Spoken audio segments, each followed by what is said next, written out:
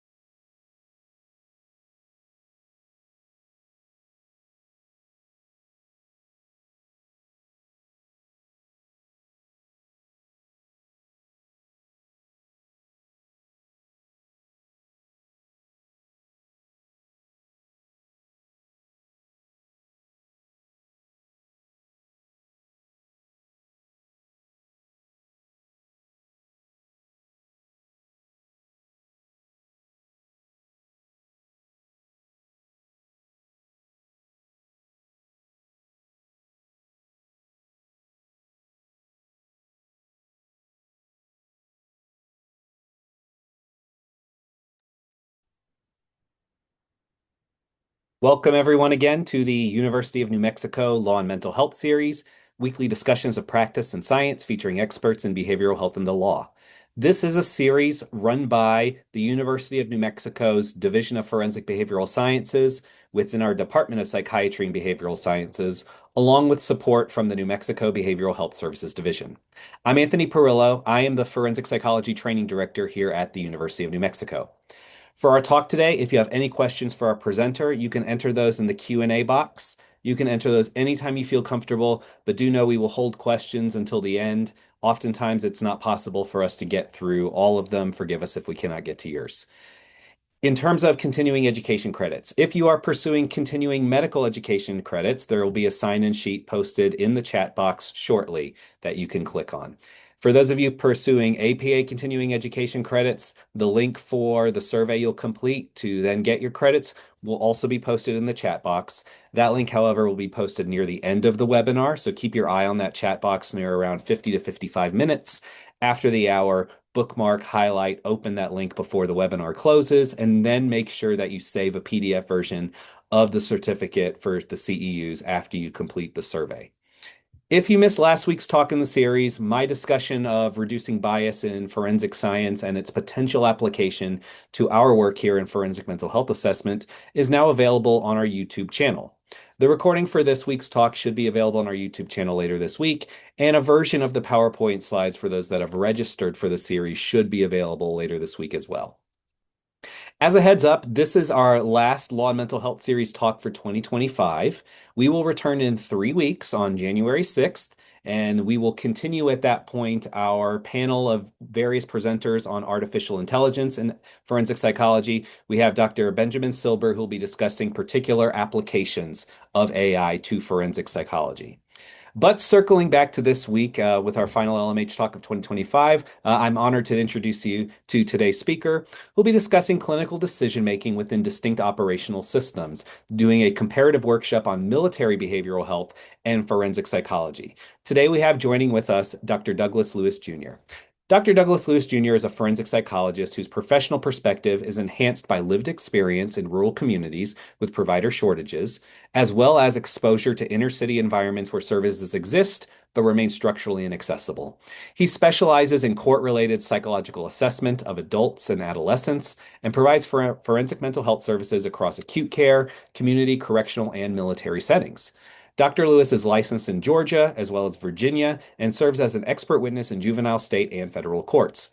In addition to his forensic clinical work, he consults with courts and other justice system stakeholders.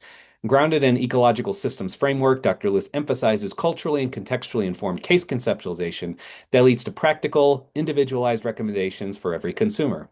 His primary research focuses on best practices and innovation in jail-based competency restoration, where he continues to influence program development and policy. And then also particularly relevant to today's talk, Dr. Lewis is also a captain and behavioral health officer for the Georgia Army National Guard. So, Dr. Lewis, on behalf of the University of New Mexico, thank you so much for joining our series, and we are excited to hear your expertise and have you share it with us today. I will go ahead and toss it over to you.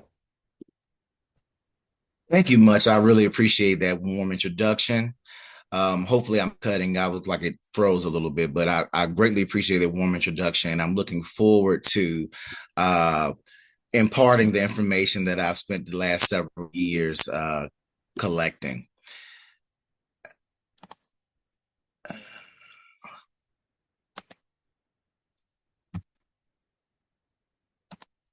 All right. So, just so that you know, in terms of disclosures, I do not have any final arrangement in terms of the content that will be presented today. You can see here in terms of the information there that my thoughts and the expressions that are given today are my own. I would also like to explicitly indicate that these expressions are not related to the entities that I'm affiliated with, such as Emory University School of Medicine, as well as the Georgia Army National Guard. As he mentioned, we're going to learn a few things today related to military behavioral health as well as forensic psychology.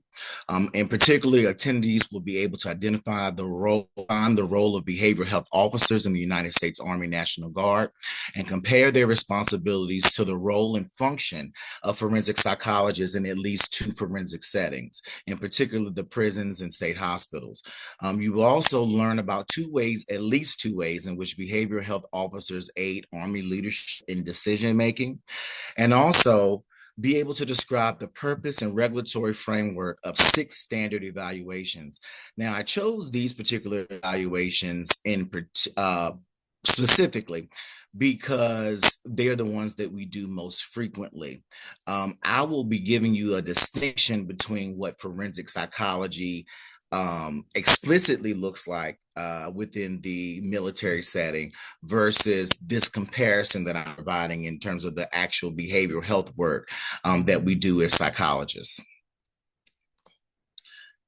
Few cultural considerations that I want you to bear in mind as we review this information. Military populations are quite dynamic, not unlike the forensic population in that there's trauma and post-trauma sequela.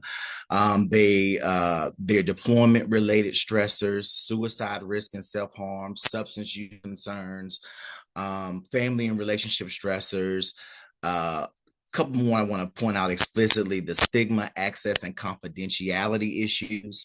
And I point that one out because in terms of behavioral health, as you will learn over the course of the next 45 minutes, that going to behavioral health in the military is something that is still highly stigmatized, frowned upon.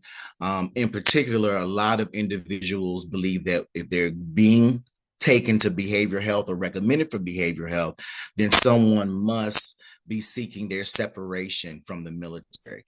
And so often, even when service members are experiencing psychiatric symptoms or conditions, they will more likely try to go to the chaplain before they will seek any type of behavioral health services. So I did want to point out the stigma, access, and confidentiality issues. In terms of confidentiality, when service members come to the behavioral health office, Usually it's a by command referral.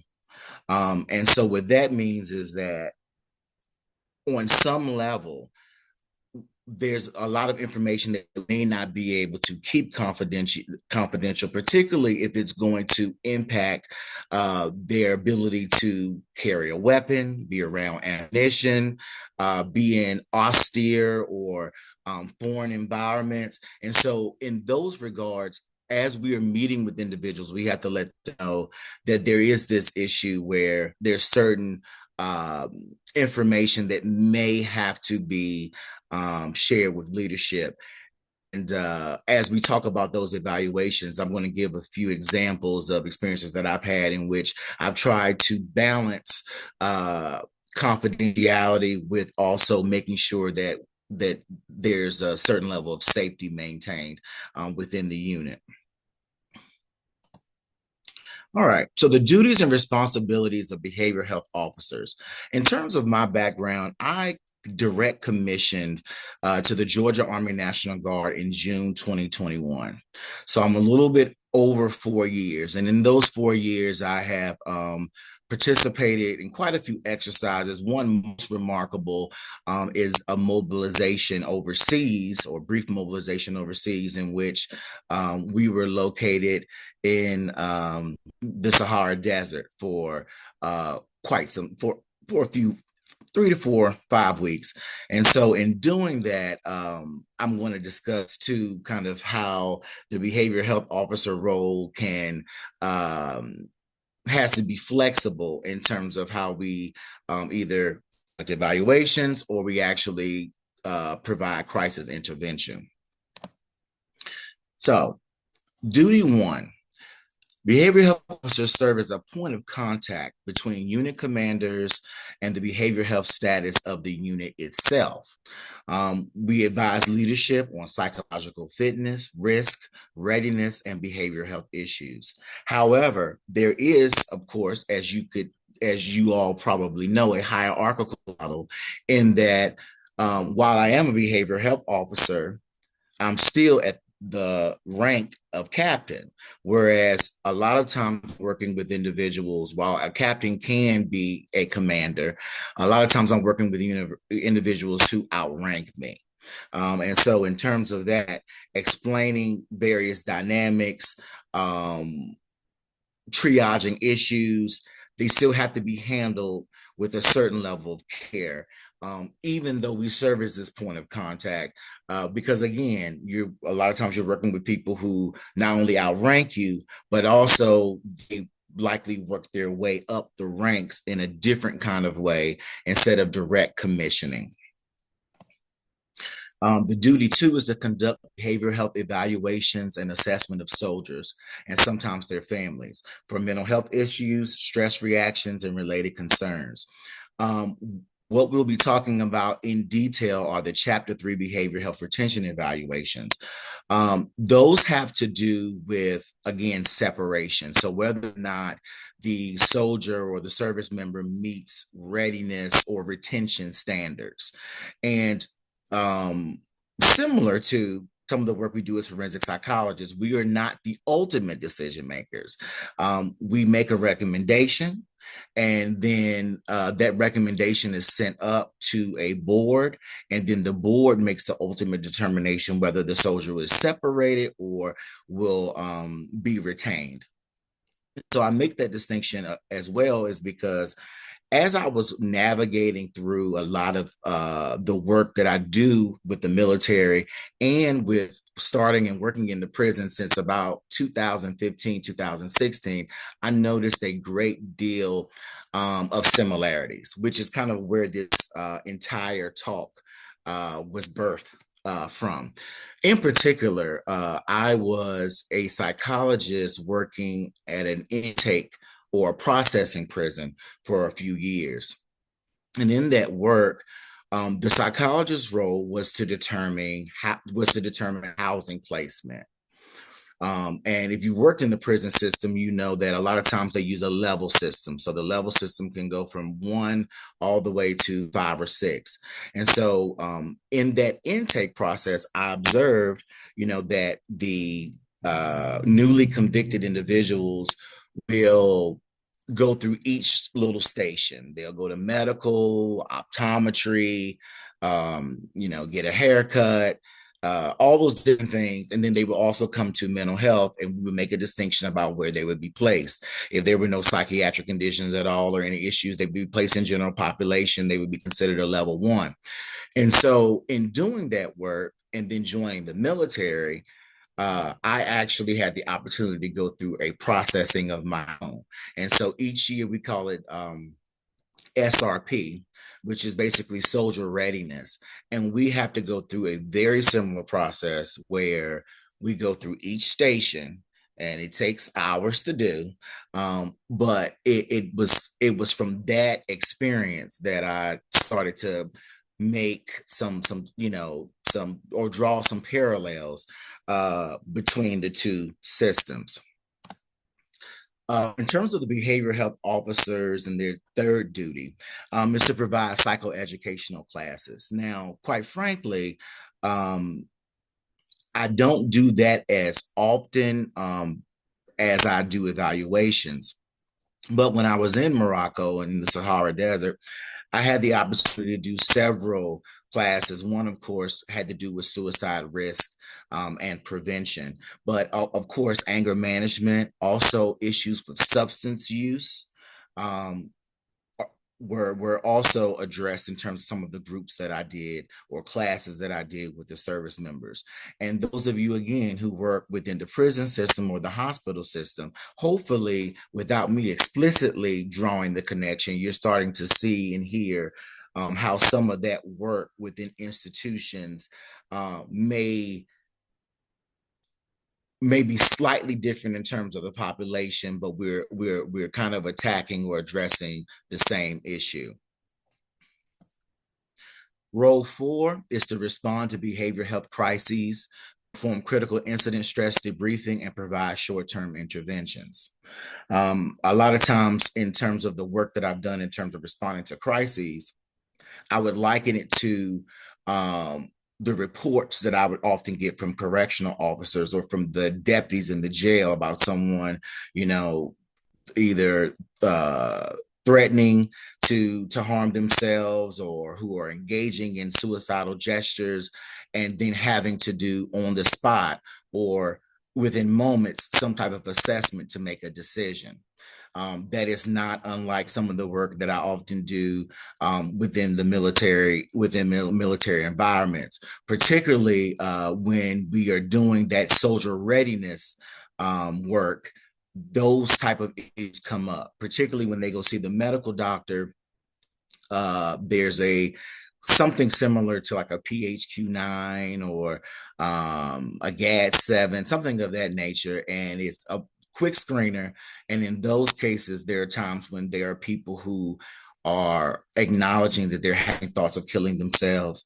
And one time in particular, I had an individual, a service member, that told the medical provider that he had planned to, after he left processing, he had planned to just lie out in the middle of the street at night and wait until a car would run him over. And so, of course, issues like that, you send them to the behavioral health officer.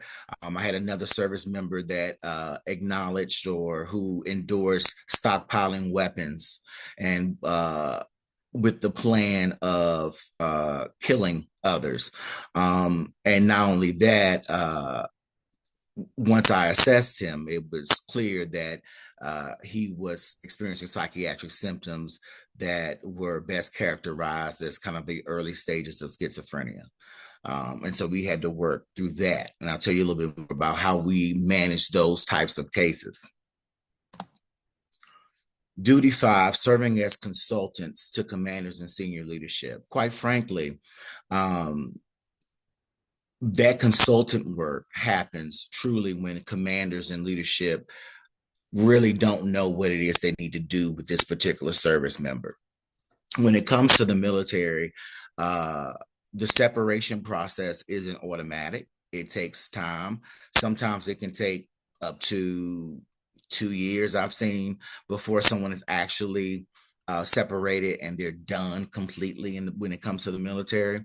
And so keeping in mind that if someone's having psychiatric conditions that are, let's say, homicidal, that involve homicidal ideation, then they have a CAC. The CAC is the ID or the common access card where they can go on base and patron other military related facilities. And what do you do? Because they still have a certain amount of rights, so you can't turn the CAC off. So in terms of safety planning, what does that look like? How do we manage this individual? So in those type of instances, that is when honestly commanders and other senior leadership are really calling upon behavioral health officers like me to serve as consultants in kind of complex safety planning and working together as a team where they may understand the military culture in ways that I don't quite understand, or I don't quite know them as well. But in terms of managing the psychiatric condition, then they need me to figure out, okay, what's the least restrictive way to keep everyone safe, but also, making sure that we are not taking away the rights of the service member, or the dignity or respect of the particular service member. So the importance of BH roles. So Army National Guard soldiers are part-time, geographically dispersed, um, and that can make monitoring and care challenging, quite frankly. Um, what what my schedule is that once a month on a designated weekend, that is when I'm in service and that's when I'm in uniform. But just because I'm in service in uniform that one weekend out of the month, that doesn't mean that all of a sudden the complex psychiatric conditions or issues or challenges that my service members are facing just stops and will pick up the following month. It doesn't work that way, of course, as you know. And so for that reason, a lot of times I'm called upon during the week or during off times, particularly when there are critical points. But it makes it very challenging to monitor kind of what's happening in the service members' lives over time, or even under whatever safety plan that I have constructed.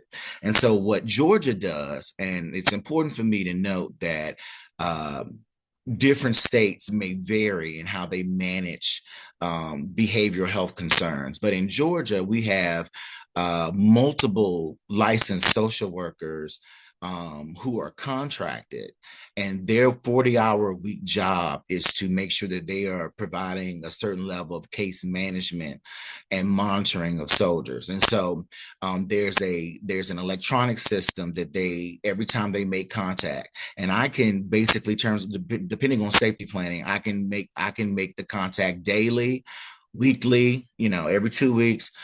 Just depends on what it is that we're facing or trying to manage, and they are the ones who really manage that day to day, trying to keep some level of continuity, and reminding service members to go to therapy, to go to treatment, to see the psychiatrist, etc.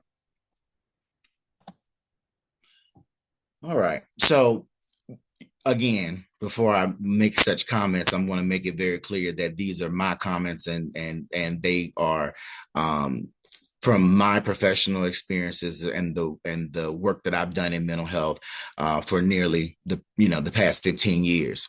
So in terms of behavior health officers, only two types of professionals.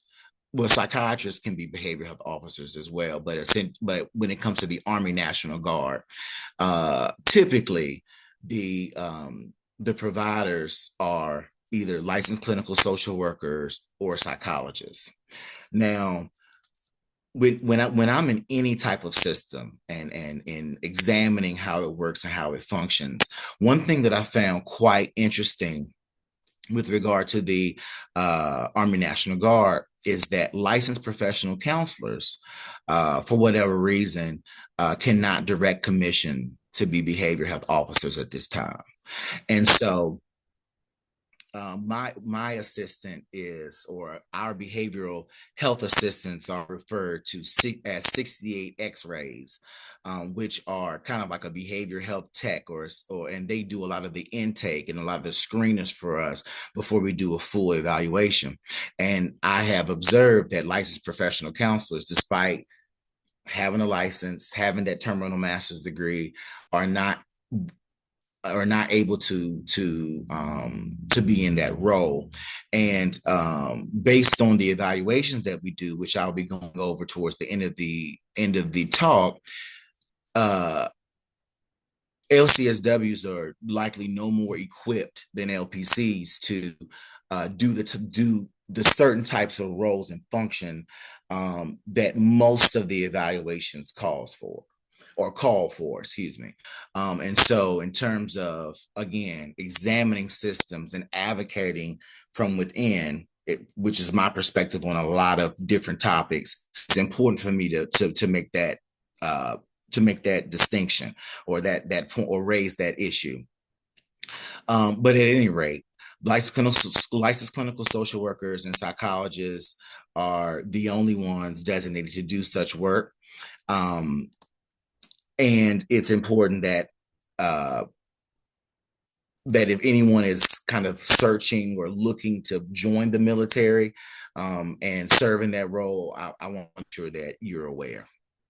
So the role of a forensic psychologist, I won't go over this ad nauseum, simply because I assume that a lot of people on the call are aware of the roles of forensic psychologists. But I want to talk about the American Board of Professional Psychology. Generally indicates that it's the application of psychology to law and the legal system.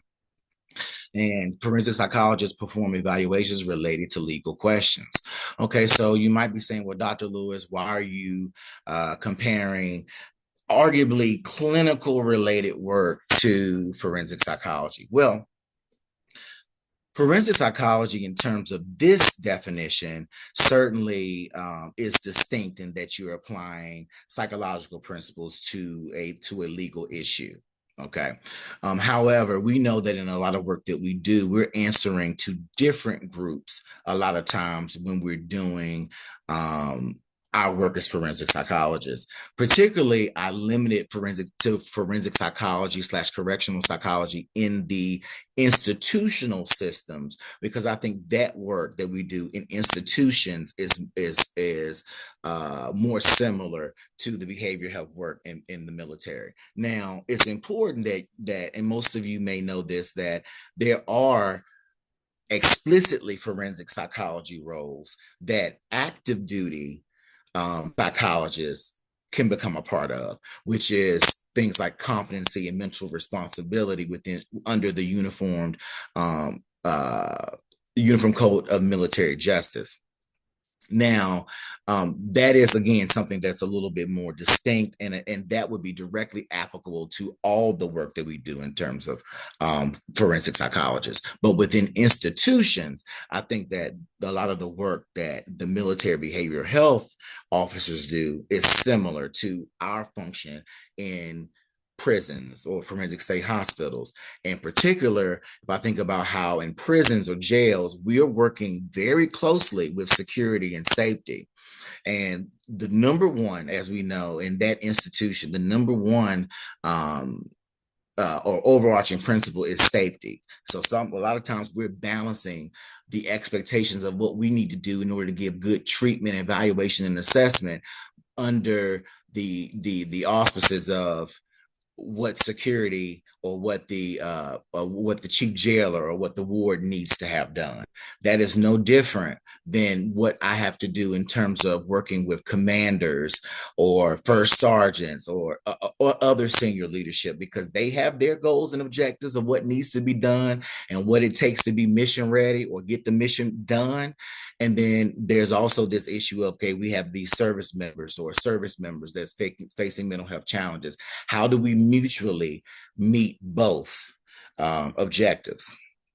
And so here I have the APA specialty description of populations, both civil and criminal, in terms of forensic psychology. But I wanted to note that they have pointed out these stakeholders. Particularly, I wanted to know number four, employers. So when I am doing chapter three evaluations, uh, that is to determine whether someone is going to be separated or retained. It is it is not it is employment, yes, but this is a part of career. And in a lot of ways, after 10 or 15 years, this is a part of my identity. A lot of my service members have started, in the military at age 17 or 18 years old, and then they've been in for 10 years and they're 27 or 28. So if you're making a decision, even after just 10 years, of me being removed and I want to remain in the military, then you're ruining my life, so to speak. And in terms of aiding, we're aiding decision making in terms of whether the military will retain this person or not. I can liken that to information that I might give employers. Let's say I do an evaluation about accommodations that's needed in the work environment.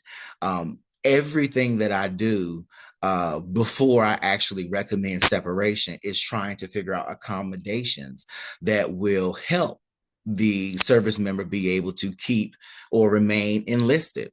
Now, there are certain issues or there are certain diagnoses such as schizophrenia and bipolar disorder that by standard they cannot remain in service.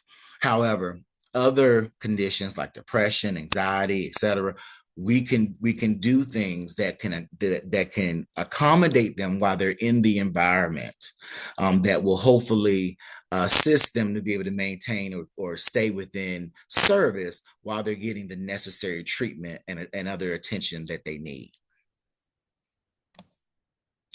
Okay. So again, in correctional and prison settings, as a forensic psychologist, I did intake screenings. I sometimes did more formal evaluations depending on what it was they needed. But of course, we did a lot of psychotherapy and intervention programs. Now, I will say to you, because of the stigma that is within the military population, very few people, even if there was an opportunity to do such, very few people would come in to me, once a month to have psychotherapy or some type of intervention. However, I do make referrals for people to do just that, and I do brief interventions.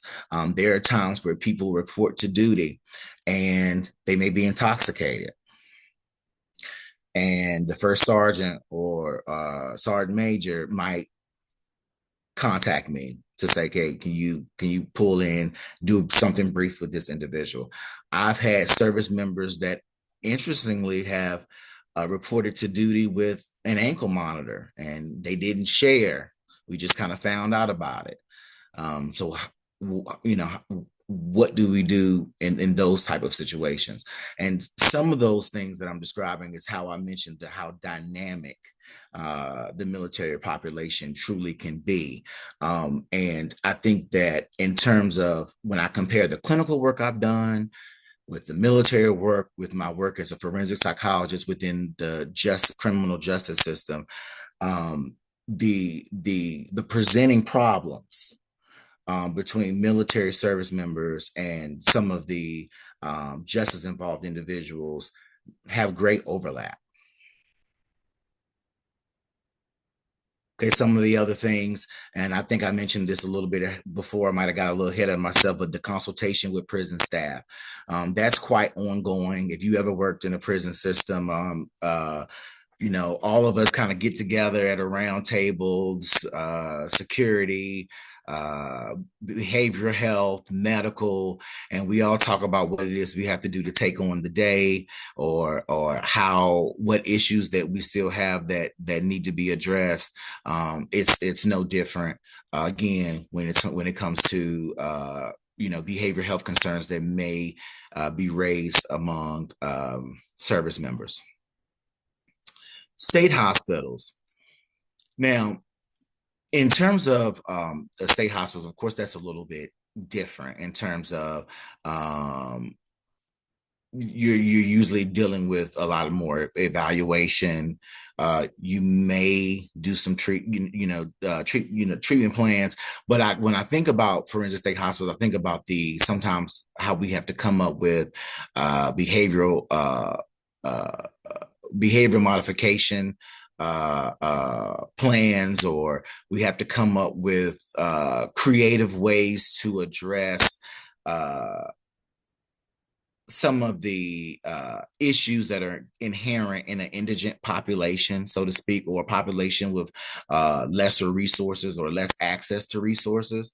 And so, similarly, with a lot of my service members, believe it or not, because some people may not believe this, I've had service members that come in and say, I've been living in my car for the past 2 weeks and I don't have any family that I can really talk to. I joined the military to get away from them, but things aren't working out quite right for me, et cetera, et cetera, et cetera. And so, I'm not sure in terms of others' experience in terms of working in a state hospital, but in addition to all the evaluations that I conduct, a lot of it, and sometimes in terms of even getting a case resolved, involves a lot of creative disposition planning, identifying resources and different parties. And yes, you have social workers a lot of times who you're aligned with to assist you with that. But a lot of times they don't understand sometimes all the different nuances that take place in trying to get this case to the very end and hopefully reduce recidivism. And with service members, I see it as no different in that once I have a service member that has been identified or has identified, several problems, my goal is to assist and come up with creative planning on how do we address this. But not only that, how do we address this such that you're not here again in the next year with the exact same issues? Because the goal is to have a certain level of dignity and respect for our service members, and also to ensure that they're equipped with the tools to succeed so that they can make it to retirement, should that be their goal. All right. So, kind of talked about this already as well. And I'll just go to skip past that. Ways in which behavioral health officers support Army leadership. And I wanted to be a little bit more distinct and explicit. And so that's why I have um, these particular slides. So we serve as subject matter experts on prevention, unit culture, and resilience. I believe I can say this without a problem, is that most people are aware of some of the various missions that are going on domestically. And those missions, they just don't need soldiers that are boots on the ground, but they also need soldiers like behavioral health officers. And one of those things to do is to kind of manage the whole idea of resiliency and maintaining a certain level of morale. And that's why a lot of times we're called upon, and there are groups of us that I know of who are in those different areas who are doing just that, in addition to, unfortunately, evaluations, because it was in the news. So I'm sure a lot of people are aware of the service members that were shot in Washington, D.C. I want you to keep in mind, in terms of the culture of service members, these are people who we spend time with, sometimes more than our families. These are people who we sometimes sleep beside at night in a tent. These are people who know us a lot, sometimes in ways that our closest family members don't. And so imagine that a member of your team, your service member, your family, you all are in DC and two of your people are shot. What impact that would have? Um, it is not unusual that in missions, whether they be domestic or abroad, where people have or experience their first episode of psychosis. And so in that particular case, behavioral health officers have to conduct an evaluation and ship them out. But in other ways, sometimes you're allowing people to process trauma, etc. I can't tell you how many times in the prison system where I've had some of my guys get shanked and the ripple effect that it has on the dorm that they're in. And so again, we're looking at it, we're trying to draw parallels. These are some of the parallels that I kind of want to make sure that I'm really being explicit and pointing out. Again, engaging in psychoeducation, boosting morale, assessing unit climate in ways that commanders and senior leadership cannot do. Because of, again, that whole stigma, the wall, the rank. I've had people who have been afraid to enter my office because I'm a captain, and what they've learned about what that is about being a captain, expectations, etc. So for that reason, it's important that we are there to kind of recalibrate and also get kind of do a temperature check on how things are going. We also do large scale, so to speak, large scale operations, and kind of getting an idea of how the soldiers are doing in terms of their psychological status, and in terms of their morale. Sometimes we do have to identify service members that are struggling, because sometimes they're not aware that they're having these challenges until they're in it.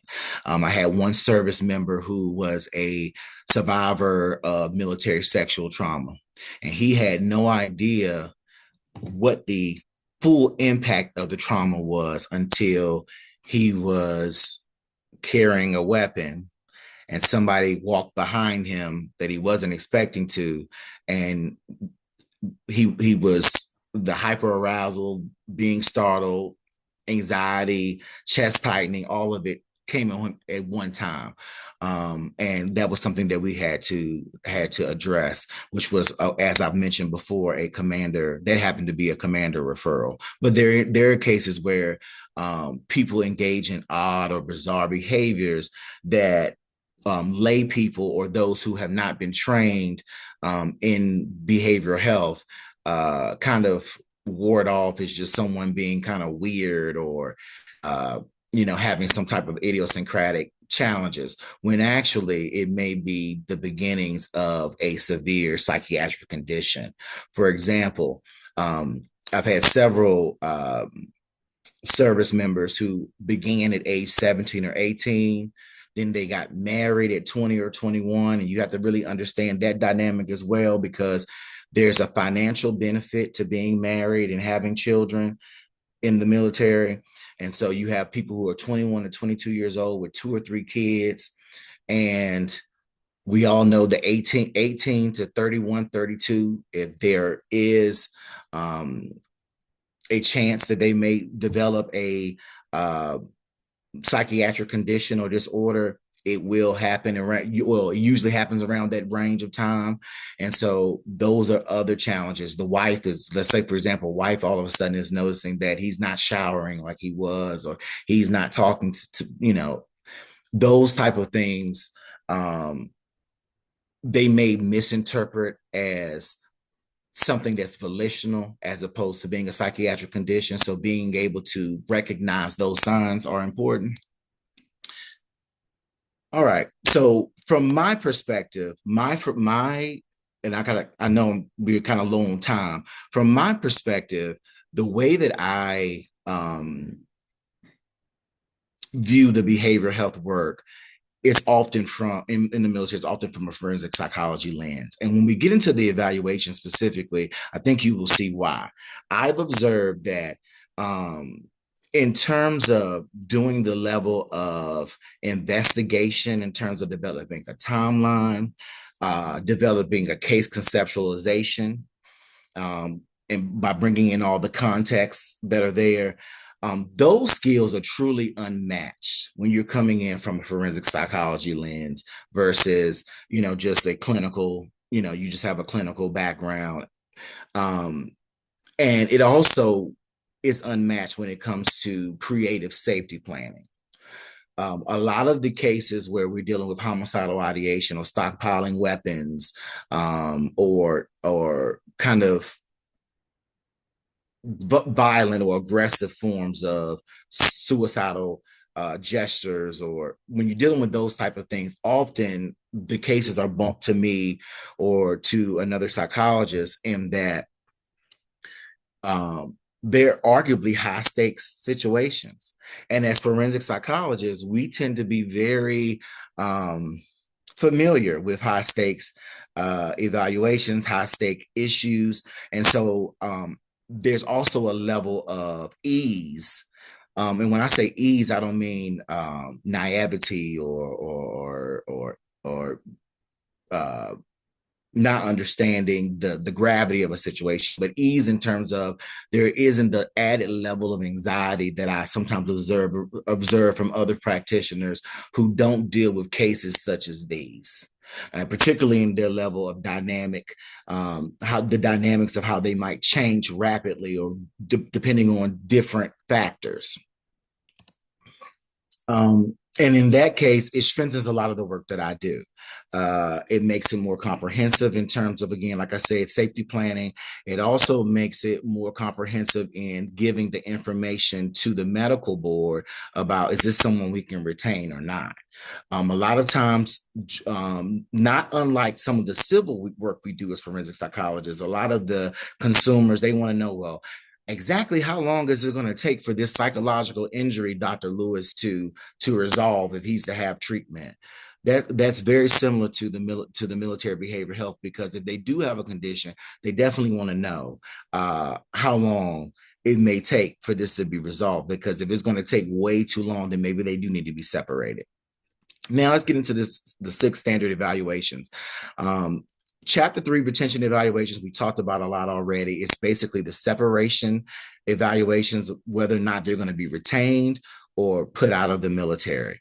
Really quickly, the gender marker transition evaluations, they essentially aren't being done as they were before because of the changes in military policy. But that was essentially when individuals had reported that they were experiencing gender dysphoria and had intended to move forward with transitioning. One case that I'll talk about explicitly was that I had an individual, a highly trained service member, and was one of the top women or top females in the entire state, who transitioned to male.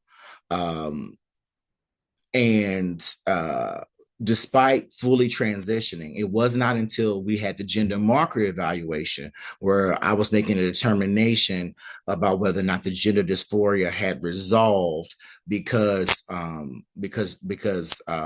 he had transitioned. Before I did my part in that, there's a system in the military called DEERS, where you have all your demographic information. That could not be changed until that evaluation was conducted and my recommendation was given. So that individual had to sleep in female barracks, go to female latrines, despite phenotypically or by appearance looking male and sounding male. And you can imagine what that experience was like after 12 months before he was able to get this evaluation done. The sniper specialty school evaluation is pretty self-explanatory. These are people who are basically licensed to kill. So we need to make sure that we understand their psychological functioning. Only psychologists conduct these evaluations because there's testing involved. Security clearance review, that's for those who have lost security clearance. A lot of times they will report that they have no idea why they lost it.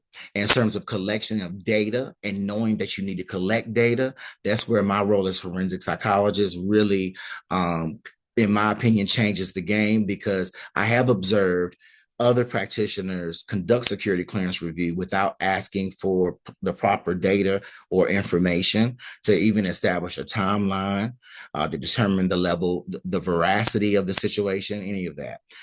Conscientious objector evaluation. So these are individuals who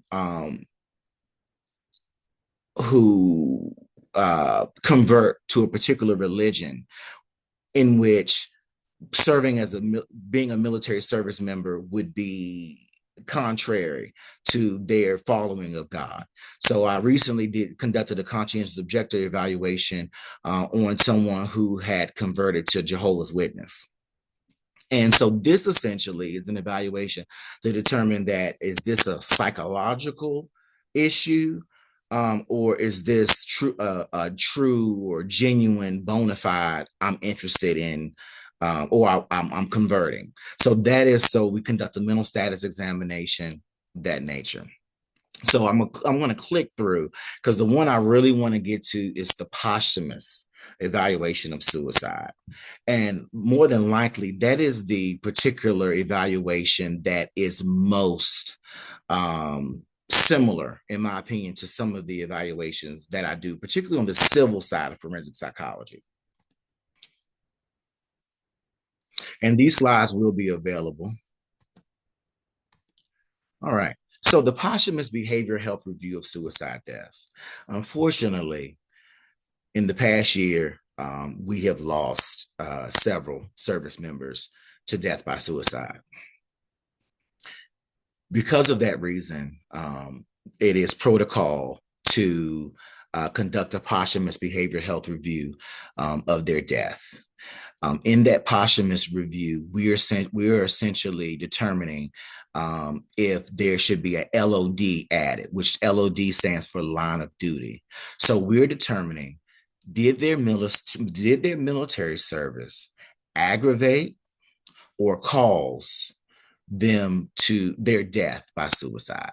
And as you can imagine, that has financial implications. Now, one thing that I found quite interesting was that they had, because they were multiple, I wasn't the only practitioner that was conducting this particular conducting an evaluation of this type. And a lot of times there are military members who are in leadership who know that the work has to be done, but they're not sure how it is that you actually go about answering the question. So in one particular evaluation of this type, I was just given a police report and nothing else. And I was supposed to make a determination about whether or not this person deserved a line of, or this person qualified for a line of duty. And so I had to do a lot of back and forth. And if there's any attorneys on this line, there's no offense at all. But it reminded me of a lot of times when I have to contact attorneys, I'm like, I don't have everything that I need. I need you to find this. I need you to find that. And so in this particular situation earlier this year, I had to contact several different sources, get sworn statements, et cetera, to kind of put together a timeline of what was happening just prior to this service member's death. With all of these evaluations, often there's just a form that you're completing. And the form, a lot of times, is a checkbox. It's either yay or nay, yes or no. So how you arrive at these decisions can be a bit nebulous if you haven't been prepared or exposed or trained. And so, again, that's why this entire presentation was kind of dreamt up by me, because I was thinking that there's so many parallels, and to not only the work, but also there's parallels to how the trajectory of the service members' lives can be affected, and also in the forensic world, the justice involved person's life, and how it's important to be able to not only work within a system, but also understand how the system works. Because, like I tell my trainees and other people that I work with, you are limited by how well you understand and know a particular system in which you are functioning. And so if no one got anything else out of this, that is what I hope to have to lay before your feet today. Thank you. Yes, thank you so much, Dr. Lewis. This was indeed enlightening on the different types of services and the parallels, as you mentioned, with some of the unique task relevant, job relevant considerations that we need to have knowledge of when we're addressing particular legal questions. The same applies to a military context. I know I found myself with a lot of these evaluations that you identified, acknowledging my own ignorance on what are the particular responsibilities, and in turn, what are the constructs or the issues that would be most relevant to focus on some of these. So very much appreciate your expertise and sharing all of this with us today. As just came up in the chat box, you can see for the APA Continuing Education Survey, you can click that link or bookmark it to complete that later. You can also enter any questions you feel comfortable with in the Q&A box. We do have a couple of those in there already, so I will go ahead and throw some of those out to Dr. Lewis's way. Somebody noted that they've done psychological evaluations for the Navy and the Army and identified a challenge that they've had is encountering was receiving a referral letter. Usually the client's requesting a psychological fitness to return for active duty, and I've had to call around to various places to identify the recipient of the confidential report. Any recommendations or logistical advice and how you go about that? To be quite honest, again, again, every expression that's stated is my own. I will tell you that that continues to be a shifting challenge in terms of getting records, in terms of getting a referral letter. I would say that always try to navigate to see if there's a case manager or coordinator connected with the individual. Usually there is. We didn't talk about this, but on the civilian side, a lot of times you have service members or budding service members who will slip up. I say that in those terms for a reason, and admit or acknowledge that they've had some type of psychological condition or treatment in the past, and then they have to have a clearance letter. And those also are important that you understand that clearance letters have implications as well, because you're basically saying that this person is psychologically fit to serve in the military, go through boot camp, handle a weapon, all those different things. And a lot of times the service member or the budding service member is upset because they even have to do it and they wish they would have just lied like the recruiter told them to do. But at the end of the day, understand the implications of what you are signing off on. I know that it really didn't answer the question directly, but just continue to be aggressive in getting the information that you feel like you need to make a sound decision that's defensible. Great. Thanks for that consideration. We do have a couple of questions here that, as you noted, there are a lot of different timely public discussions of different changes in the military and different updates in the news and all. And somebody asked, as you had referenced issues related to gender marker transition evaluations. Somebody asked, what is the current stance on gender marker transition evaluations? Are they still even being conducted with the Prioritizing Military Excellence and Readiness Executive Order? My understanding at this time is that there is an opportunity to get a waiver. So if you, for certain cases in which they are given approval, you can get a waiver to have one. But quite frankly, they are looking towards separating transgender service members or having them go into retirement. So I will tell you, I'm not aware of any evaluations that are being conducted in that nature at this time. However, in writing, in terms of what I've seen in policy, apparently you can get a waiver. So Fair enough. Thank you for that clarification. Somebody said, also noted in the current political climate within the military, many Guard members are calling special hotlines to learn their rights if they refuse to obey unlawful orders. How are you preparing to provide support for troops if they decline to obey unlawful orders? if they decline to obey, like they're not Correct. going, okay. Um, well, quite frankly, I have not experienced that at this moment. But what I will say is that with any decision making that service members are faced with, we process it just like we would process any other issue or topic.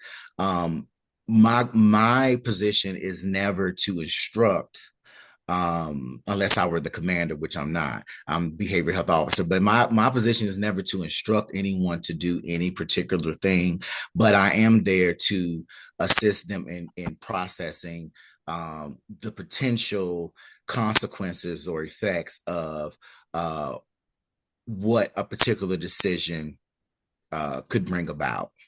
So that's pretty much the best way I can answer that, is that we don't know what we have. Just like most things in psychology, it depends. But my goal is to process with the service member all the different potential consequences that could occur if they decline to follow or obey an unlawful order.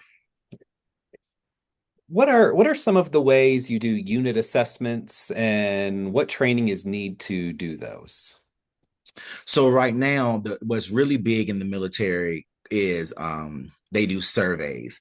People hate the climate surveys, but well, from what I hear, I won't speak for myself, but people usually hate to do the climate surveys, but they're pretty long, and they assess every aspect of living, all the way from your substance use, sexual activity, gambling, being on the unit, interacting with peers. So those are some of the ways that they're assessed. And so what happens is they'll get that information in aggregate, and any topics that are most salient or that have uh, been marked as being pretty severe, they will consult with behavioral health, or depending on the issue, if it's like a senior leadership issue, they'll consult with them. But we will have usually an in-service, so to speak, or some type of debriefing that addresses the particular issue.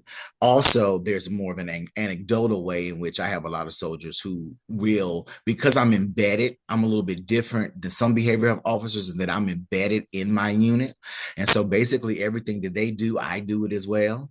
And so there's pros and cons to that we can talk about in terms of maintaining confidentiality and boundary setting, etc. But for better or worse, that makes them a little bit closer to me and willing to share and disclose information. Dr. Lewis, it's been a pleasure having you on the Law and Mental Health series. Thank you so much for sharing your insight and your experience in this area of military psychology. Thank you for the work that you do in this area, as well as your service into the military. And thank you so much for joining the series. It's been an honor and a pleasure. And that wraps up the year for this week's Law and Mental Health series. We will return in 3 weeks on January 6th. At that point, we will have Dr. Benjamin Silber discussing AI applications in forensic psychological practice. We hope to see you at the top of 2026 for another great year of topical issues in behavioral health and psychology. Have a fantastic holiday season, and we will see you in 2026.